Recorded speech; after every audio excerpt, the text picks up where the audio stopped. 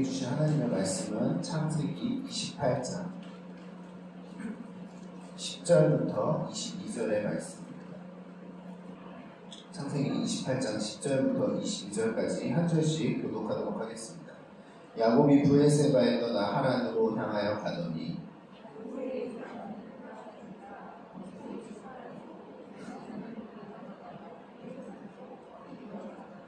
꿈에 본즉 사닥다리가 땅 위에 서 있는데 그 꼭대기가 하늘에 닿았고 또 본즉 하나님의 사자들이 그 위에서 오르락내리락 하고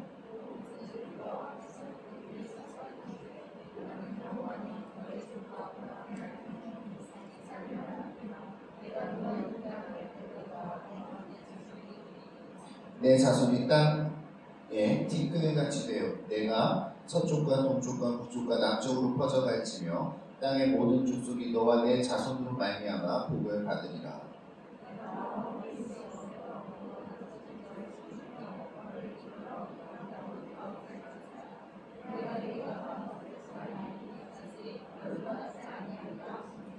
야곱이 잠이 깨어 이르되 여호와께서 과연 여기 계시거늘 내가 알지 못하였도다.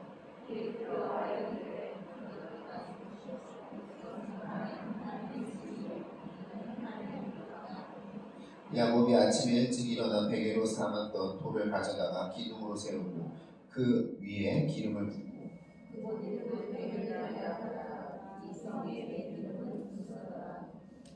야곱이 서원하여 이르되 하나님이 나와 함께 계셔서 내가 가는 이 길에서 나를 지키시고 먹을 떡과 입을 옷을 주시어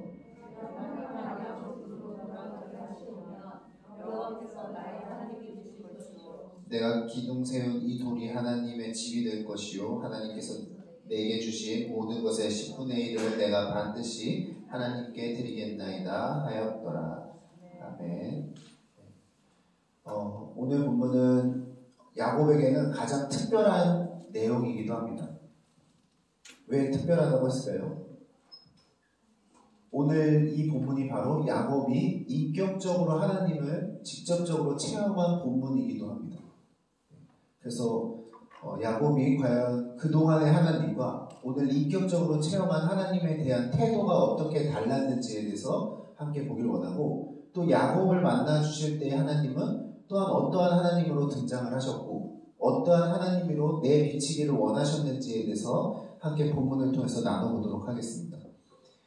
야곱은 이제 본격적으로 아버지 이삭의 명령에 따라서 하란으로 향하고 있었습니다. 그런데 제가 말했었죠. 그 거리가 어느 정도 되는지, 약간 그 부산에서 백두산 정도의 거리입니다. 근데 3,500년 전이라는 그 상황을 생각하시면 그게 얼마나 더 힘든 일인가. 저희가 서울에서 부산 가는 거 차로 가도 힘들잖아요. 5시간 달려가는 것도 힘든데, 그때는 그 낙타를 타고 그거에 갑절이 넘는 거리를 갔어야 되는 상황이었기 때문에 야곱은 더더욱 힘들 수밖에 없는 상황이었습니다. 그런데 오늘 본문을 보시면 그동안의 그 두 천사들과 같이 어디에 유숙할 수 있는 곳을 정할 수 있었던 상황도 아니었고, 도시에 들어가지 못한 야곱이 그냥 길에서 돌을 가져다가 베개를 삼아서 잘 수밖에 없는 상황에 처해 있었음을 나타내주고 있습니다. 제가 이스라엘 광야가 어떻다라고 이야기 한번 했었죠. 나무도 없고 그냥 돌밖에 없는 곳이었습니다. 그 돌도 다 온통 큰 돌이고 자잘한 돌을 별로 있지도 않는 곳이 이 광야였는데, 이곳에서 그 작은 돌 하나를 겨우 얻어다가 잠을 잘 수 있었다는 것은, 그리고 그곳에서 혼자 그것들을 감당해야 됐다는 것은 엄청난 고독 가운데 있었음을 오늘 본문은 가장 먼저 설명을 해주고 있음을 나타내주고 있습니다. 야곱이 하나님을 만날 때 있어서는 어떠한 마음이었냐면 외로움과 공허함을 가지고 있었을 그때 하나님께서는 인격적으로 꿈을 통하여서 야곱을 만나 주셨다는 것입니다. 누구보다도 공허하고 있을 야곱에게 하나님께서는 한 줄기 빛처럼 다가와 주셨다는 것. 그런데 재밌는 건 뭐냐면 처음부터 나는 누구다라고 등장을 하신 것이 아니라 먼저 하나님이 거하시는 그 하늘에 대한 비전을 먼저 보여주시는 것을 발견할 수가 있습니다. 우리 본문을 같이 볼까요? 12절을 보시면 꿈에 본즉 사닥다리가 땅 위에 서 있는데 그 꼭대기가 하늘에 닿았고 또 본즉 하나님의 사자들이 그 위에서 오르락 내리락 하고. 이 땅으로부터 시작됐던 이 돌 계단이 하늘에까지 닿아 있었다라고 기록이 되어 있습니다. 이것은 무엇을 의미하는 걸까요? 하나님의 임재를 나타내는 데 있어서 하늘과 땅이 닿아 있는 이 사닥다리를 먼저 보여주셨다는 것은 곧 뭐를 나타내는 거다? 하나님이 이 땅과 하늘의 통치자 되심을 나타내 주길 원하셨다는 거예요. 그리고 천사들이 오르락 내리락 한다는 건 다른 본문을 보면 이 땅의 것을 하나님께 상당히 드린다는 의미를 갖고 있어요. 그러니까 그 모든 것들, 영적인 것들로도 하나님께서는 이 땅을 이미 주관하고 계셨음을 보게 되는 거예요. 야곱의 고백을 보면 알 수 있죠. 뒤에서 이곳에 하나님이 함께 하셨었구나라는 것을 깨달아요. 그렇죠? 그런데 영의 눈이 열리고 체험적으로 하나님을 바라봤을 때 하나님은 이미 하나님의 천사들로 통하여서도 하늘과 땅을 이미 주관하고 계셨던 분이었음을 하나님께서는 먼저 드러내 주셨다는 거예요. 그렇죠? 그리고 나서 13절로 가서 본격적으로 하나님은 말씀을 해주십니다. 먼저는 보여주시고요. 하나님의 어떠한 권능이 있는지를 보여주시고요. 두 번째는 말로 이야기를 해주시는데 또 본즉 여호와께서 그 위에 서서 이르시되 나는 여호와니 너의 조부의 아브라함의 하나님이요 이삭의 하나님이라. 먼저를 소개를 해주시죠. 있잖아 나는 너희 할아버지인 아브라함의 하나님이요 이삭의 하나님이다. 이렇게 표면적으로만 들으면 아브라함 때 하나님, 이삭 때 하나님 이러한 느낌으로 들려질 수가 있는데 지금 여기서 이 얘기를 하신 이유는 뭐냐면 아브라함 때부터 너 때까지 지금도 여전히 함께하는 하나님이라는 것을 나타내 주길 원하셨다. 그런데 여기까지만 들어보면 지금 인격적으로는 만나고 있지만 야곱에게는 아직 누구의 하나님이 아닌 거예요? 나의 하나님은 아닌 거예요. 그냥 지금은 대화하고 있고 하나님의 권능을 보고 있지만 이 순간에도 이 하나님은 누구의 하나님이냐면 아브라함의 하나님이자 이삭의 하나님이었다. 그런데 하나님께서는 나는 지금은 비록 아브라함의 하나님이고 이삭의 하나님이지만 그러면서 뒤에 얘기해 주시는 것들을 보면 됩니다.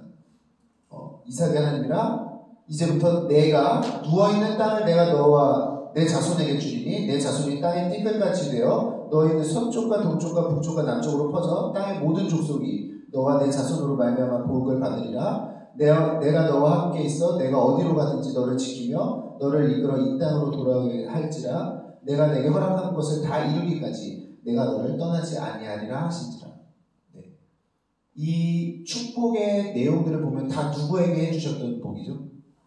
아브라함 때 해주셨던 거고 이삭 때 해주셨던 것인데 오늘은 동일하게 야곱에게 해주고 계시는 하나님의 모습을 발견할 수가 있습니다. 그런데 여기서 느낌은 뭐냐면요, 아브라함에게 해줬으니까 너에게도 주는 거야 라는 느낌이 아니에요. 그렇죠? 지금 하나님은 뭘 맺기를 원하시냐면 너가 지금까지는 아브라함의 하나님, 이삭의 하나님으로만 알았지만 오늘 이 시간에는 내가 너와 함께하는 너의 하나님이 되길 원하신다는 것을 나타내 주는 거예요. 이게 정말 중요한 겁니다. 신앙생활 할 때 우리가 때로는 교회는 오래 다녔어도 인격적인 내가 체험은 없이 다른 누군가의 하나님으로만 계속 바라보는 경우들이 있어요. 우리 부모님이 그 만나신 하나님, 내가 모태신앙이지만 나는 아직 비록 만나지 못했지만 우리 부모님의 이야기를 들어보면 진짜 삶 가운데 정말 강력하게 역사하셨었구나. 그 전 세대 우리 할아버지 할머니 때도 하나님께서 진짜 복 주셔서 우리 가정을 지금까지 이렇게 인도해 주셨다는 걸 들었었는데 그것만 생각하면 정말 감사하다. 이런 할아버지 할머니 때와 아버지 때의 간증들과 어머니 때의 간증들이 있는데 정작 내 삶 때의 간증이 없어요. 그런데 중요한 건 뭐예요? 오늘 하나님은 결코 다른 누군가의 하나님으로 관계를 맺기를 원하지 않으시다라는 거예요. 우리 개개인의 하나님이 되어주시기 원해요. 하나님께서 우리 개개인에게 갖고 계신 뜻과 그 비전들이 다 다르기 때문에 그 각 사람에게 맞는 하나님이 되어주시길 원한다는 거예요. 그렇죠? 복의 내용은 똑같았지만 그 일하시는 방법에서는 철저하게 달랐음을 발견할 수가 있습니다. 여기는 아마 1세대가 있으실 거고요. 2세대로 신앙생활 하시는 분이 있을 거고 3세대, 4세대로 신앙생활 하시는 분이 있을 거예요. 근데 하나님한테는 그게 결국 중요한 게 아니라는 거예요. 하나님께서 지금 보시는 건 너가 지금 몇 세대의 신앙생활을 하고 있다를 보는 것이 아니라 지금 너가 마치 1세대처럼 하나님과 깊은 관계를 맺으면서 나아가고 있느냐. 하나님께서는 이걸 보길 원하십니다. 우리가 뒤에서 좀 이따 같이 기도를 할 때도 이것들이 먼저 소망이 되어져요. 다른 누군가의 하나님, 우리 친구 전도를 받아서 올 수도 있죠. 저도 친구 전도를 받아서 왔지만 제가 인격적인 하나님을 체험하기까지는 한 3, 4년이 걸렸습니다. 그렇죠? 그때는 아무 관계성이 없는 그냥 말씀 읽으라고 하면 읽고 기도하라고 그러면 했던 그냥 시키면 하는 신앙인이었던 거예요. 근데 지금 돌아보면 뭐예요? 하나님은 그러한 신앙의 태도를 별로 기뻐하지 않으시는 거예요. 어떻게 해서든 친구의 하나님이 아니라 나의 하나님이 되어주시기 원하죠. 우리 요한계시록에 말씀이 있죠. 내가 문 밖에 서서 두드릴 거거든. 그래서 너희가 내 음성을 듣고 그 문을 열면 내가 너에게로 들어가 너와 더불어 먹고 너는 나와 더불어 먹을 거야. 이 얘기를 해주세요. 그렇죠? 지금 이 모습을 감아보면 창세기지만 말씀 끝에 있는 요한계시록에서 나타내길 원하시는 하나님의 그 뜻과도 너무 닮아 있는 거예요. 그렇죠? 지금도 여전히 문 두들기고 계시대요. 난 너의 하나님이 되길 원해. 문 좀 열어주지 않겠니? 나를 너의 안에 초대하지 않겠니? 라는 초청을 계속해서 하고 계신 거예요. 왜요? 우리와 더불어 먹길 원하세요. 다시 말하면 교제하기를 원하셨어요. 우리 창세기 처음에 했을 때 이야기했었죠. 하나님께서 우리를 자기의 형상대로 만드신 가장 큰 목적은 단 하나다. 뭐라고 그랬죠? 뭐 하기 원해서? 교제하기 원해서. 우리가 원숭이나 개구리나 다른 형상의 것들과 대화를 못하는 것처럼 우리가 같은 형상이지만 아무리 백인이고 흑인이고 뭐해도 우리가 말이 통하는 이유는 같은 형상대로 지음을 받았기 때문에. 그렇죠? 그런데 하나님이 친히 자기 형상대로 창조를 하셨다는 것은 다른 그 어떤 피조물과는 다르게 하나님과 인격적인 교제를 하게 하시기 위해서 우리를 창조하셨다는 거예요. 그렇기 때문에 계속해서 성경에서 하나님은 우리를 끊임없이 하나님의 나라로 초청을 하시는 거예요. 이해가 되시나요? 오늘 야곱에게 나타나신 하나님도 그러한 하나님이었다는 겁니다.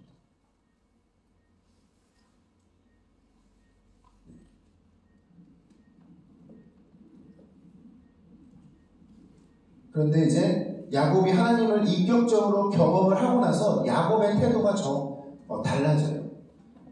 아까 나눴던 첫 번째 하나가 뭐였죠? 16절을 보시면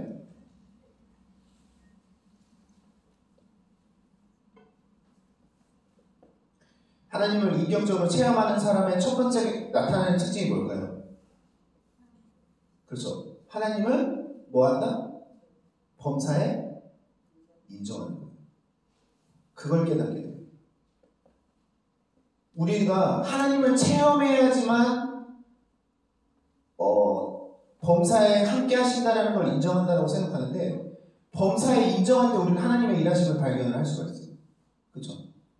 야곱이 오늘 하나님의 그 환상도 보고 약속을 나에게 주시는 그것들을 보면서 나도 하나님의 계획하신 가운데 있었고 지금 내가 이곳에 있는 것조차도 하나님의 계획하신 가운데 있었구나. 이거를 깨닫게 되는 거예요. 하나님께서 나를 향한 목적을 깨닫게 되는 거예요. 자기 입으로 고백을 하죠. 여기 계셨거늘 계속해서 계셨거늘 나는 보지 못했구나. 이걸 얘기해요. 그동안 하나님이 안 계셨던 것이 아니고 예전부터 계속해서 한 번도 하나님과 함께하지 않으신 적이 없었어요. 내가 못 봤을 뿐인 거죠. 그렇죠? 우리가 하나님을 인격적으로 경험하기 시작한다라고 한다면 뭐가 가장 먼저 변화가 되냐면 작은 일에도 하나님을 다 인정하게 돼요. 우리 되게 유명한 말씀 구절 있잖아요. 누르면 나와야 되는 거. 근데 지금 제가 생각해보니까 저 누르면 안 나올 것 같아요.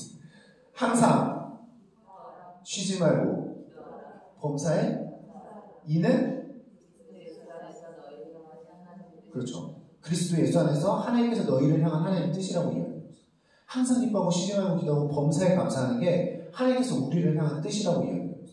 근데 가만 보세요. 항상 범사에 쉬지 말고 이 세 가지는 다 똑같은 의미예요. 한 번도 계신 적이 없지 않았거든이랑 똑같은 거예요. 이해가 되십니까? 하나님께서는 항상 감사할 만한 것들을 우리에게 주시고 계셨고 항상 함께하고 계셨고 그렇죠? 항상 우리의 기도를 들으실 준비가 되어 계셨던 분이 하나님이에요. 그런데 그동안 우리가 그 뜻을 몰라서 깨닫지 못했을 뿐이라는 거예요. 하나님, 제가 하나님을 인격적으로 살면서 고백하기 위해서 제가 먼저 회복되어야 될 것은 그동안은 알지 못했지만 나의 삶 속에서 여전히 함께 하시고 하나님 뜻 가운데로 인도하시는 하나님을 범사에 인정하게 하여 주시옵소서. 이게 우리의 고백이 됩니다. 야곱과 같이. 두 번째, 야곱에게 나타난 특징 두 번째가 뭐죠? 17절 시작에 17절 시작에 뭐라고 얘기죠? 이에 두려워요. 이르되 두렵도다. 두렵다. 우리가 하나님을 두려워한다는 그 단어를 성경에서 무슨 표현을 쓰죠? 경외하다. 하나님을 향한 두려운 마음과 공경하는 마음이 다 담겨져 있는 단어가 경외예요.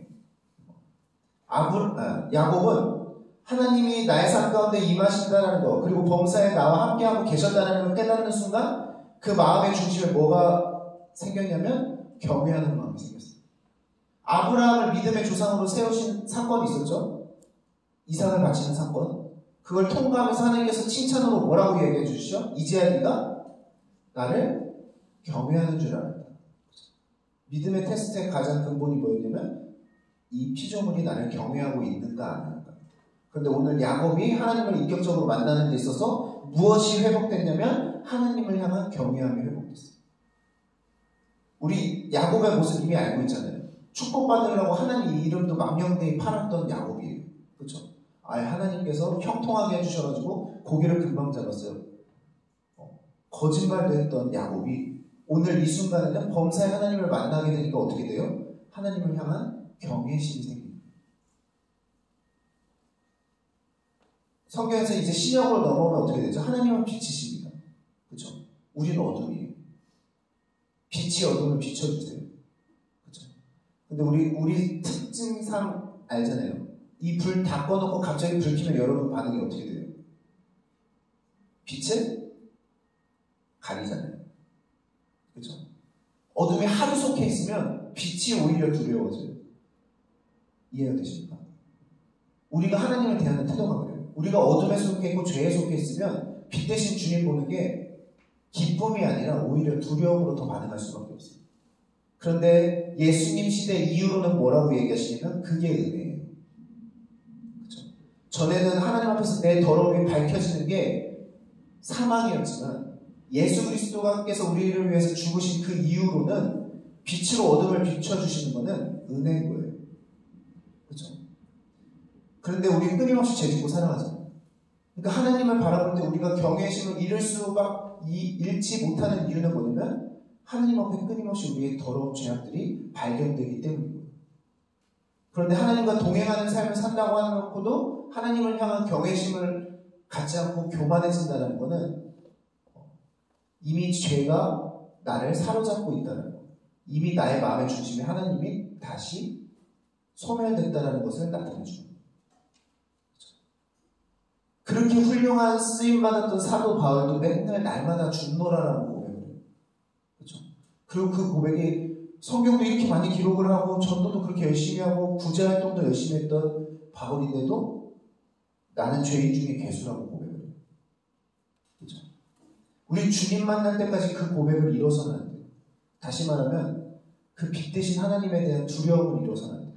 그 경외심을 이뤄서는 안 돼요. 야곱이 오늘 하나님을 자신의 하나님으로 인격적으로 만나는 그 순간에 이 두 가지의 모습이 나타난다는 거예요. 그렇다면 우리도 우리 삶 가운데서 더 이상 다른 누군가의 하나님이 아니라 나의 삶 가운데 일하시는 하나님이라고 한다면 이 두 가지 모습이 나타나야 된다는 거예요. 마지막으로 야곱에게 나타난 모습이 있습니다. 그걸 보고 오늘 마치는 건데 20절부터 22절입니다. 야곱이 서원을 해요. 근데 서원의 내용들이 뭐예요? 앞에서 해줬던 약속들에 대한 확신을 갖고 있어요. 그쵸?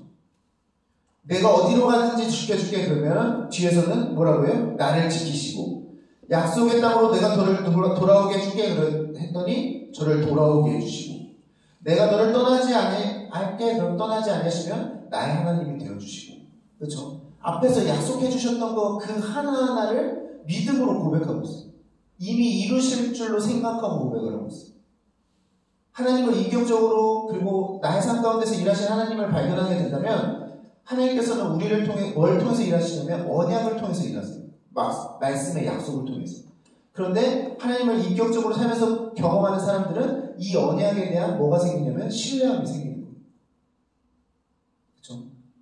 그냥 내가 믿고 싶은 한두 개 믿는 게 아니라 약속해 주신 모든 것들이 소망이 되어져요. 그렇죠? 그런데 우리가 하나님을 인격적으로 만난다, 교회 나온다 하면서도 말씀을 멀리하는 이유가 뭐예요? 하나님 말씀에 대한 사모함과 신뢰함이 없기 때문에 그래요. 온통 마음이 허망한 데가 있으니까 주신 약속에 대한 성취에 대한 기대감이 없어요. 그렇죠? 하나님께서는 이 모든 것들을 복을 통해서 다 회복시켜 주시고 인간을 처음 창조하셨을 때 주셨던 그 복, 생육하고 번성하여 땅에 충만하게 해주시겠다는 약속을 아브라함 때 구체적으로 해주시고 이삭 때 해주시고 야곱 때 해주심에도 불구하고 그리고 3500년이 지난 지금 우리에게도 해주심에도 불구하고 우리는 이 복을 소망하고 언약을 소망하기보다 다른 것들을 소망하는 경우들이 많다는 거예요. 그렇죠? 우리 다시 그 언약으로 돌아가야 돼요. 하나님께서 주셨던 그 말씀의 약속들에 더 우리의 소망이 커져야 된다는 거예요. 이게 마땅히 하나님을 인격적으로 만난 사람들에게 나타나야 될 모습이라는 겁니다. 오늘 우리가 이 세 가지를 같이 이렇게 기도를 하면서 나아갔으면 좋겠어요. 첫 번째는 하나님이 다른 누군가의 하나님으로 남지 않게 해주세요. 할아버지 때 만나주셨던 우리 부모님 때 만나주셨던 하나님이 아니라 지금 이 순간에도 나와 함께하고 계셨던 나의 하나님이 고백되어질 수 있도록 주님 인도하여 주시옵소서. 그리고 두 번째, 하나님 정말 내가 하나님을 인격적으로 만나길 소망하고 하나님을 만나게 된다고 한다면 나의 마음의 중심에 하나님을 경외하는 마음이 회복되게 하여 주시옵소서라고 먼저 이 두 가지를 위해서 기도하도록 하겠습니다. 기도하시겠습니다.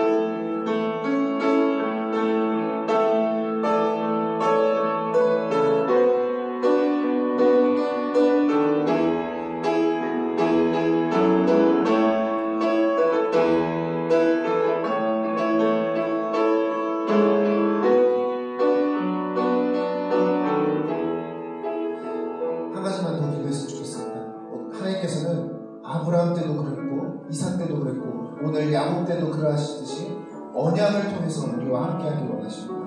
하나님의 말씀이 없으면 우리는 하나님의 뜻 가운데로 나아갈 수가 없습니다. 그리고 범사에 하나님을 인정할 수가 없습니다. 우리가 하나님을 정말 인격적으로 경험하기 소망한다라고 한다면 이미 창세전부터 있었던 그 말씀이지, 하나님의 그 말씀을 우리가 가장 사모하고 그 안에 담겨져 있는 약속들을 소망하는 삶 살게 하여 달라고, 우리의 마음의 중심에 말씀이 가장 앞서게 해달라고 우리가 말씀을 소망하는 기도로 나아가도록 하겠습니다. 기도하시겠습니다.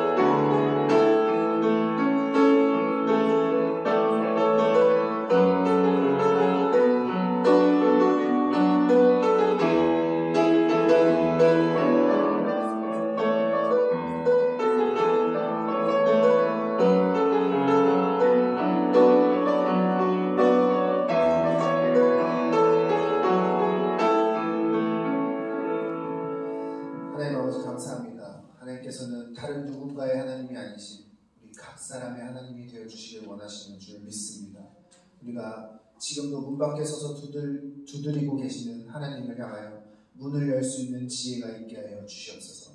그리고 하나님을 발견하는 삶을 산다고 한다면 죄로 죽을 수밖에 없었던 우리의 그 연약함 앞에 하나님을 두렵고 떨므로 섬기는 자들 되게 하여 주시옵소서. 그리고 범사의 하나님을 작은 것부터도 우리의 모든 만남과 먹고 마시고 우리가 보는 모든 것들이 다 하나님의 계획하신 가운데 있음을 고백하게 하여 주시옵소서. 또한 우리가 다른 것들이 소망이 되어지기보다 하나님께서 말씀을 통하여서 주시는 그 언약을 우리가 가장 사모하게 하시고, 정말 그 말씀이 있다고 한다면 우리가 정말 이 두렵고 떨리는 이 세상 가운데서도 주님이 주시는 약속의 담대함으로 살아갈 수 있도록 주님께서 역사하여 주시옵소서. 감사드리며 예수님의 이름으로 기도드립니다. 주기도문으로 새벽 기도를 마치도록 하겠습니다. 하늘에 계신 우리 아버지, 아버지의 이름을 거룩하게 하시며 아버지의 나라가 오게 하시며 아버지의 뜻이 하늘에서와 같이 이 땅에서도 이루어지게 하소서. 오늘 우리에게 일용할 양식을 주시고 우리가 우리에게 잘못한 사람을 용서해 준 것 같이 우리의 죄를 용서해 주시고 우리를 시험에 빠지지 않게 하시고 악에서 구하소서. 나라와 권능과 영광이 영원히 아버지의 것입니다. 아멘.